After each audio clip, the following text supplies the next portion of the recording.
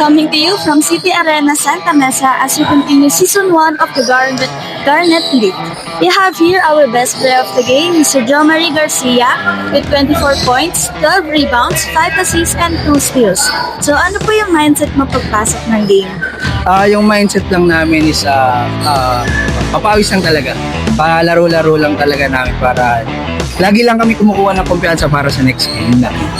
So ano po yung naging game plan ninyo at paano mo flex? Game plan namin, tropa naman kasi itong team namin, yung team na kalaban namin. Papawis na friendly game lang talaga kami. Parang, yun lang, parang siya kami nagpapawis yung kalaban namin. Sir, sino po yung inspirasyon niyo tuwing naglalaro kayo? Inspirasyon ko, siyempre yung asawa ko, tsaka yung anak ko, tsaka yung mga kaibigan ko, mga kapatid ko. Salamat. Lastly, anyone you would like to give a shout out? Shoutout sa asawa ko, sa laging pagpahig sa akin, sa anak ko, sa mga ka-teammate ko na laging may tiwala sa akin. Sa lahat ng PLDT boys. Siya kay Comment. Salamat Comment.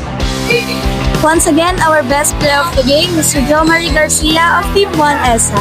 Please like and follow our FB page, CX Basketball League. Thank you. Congrats po!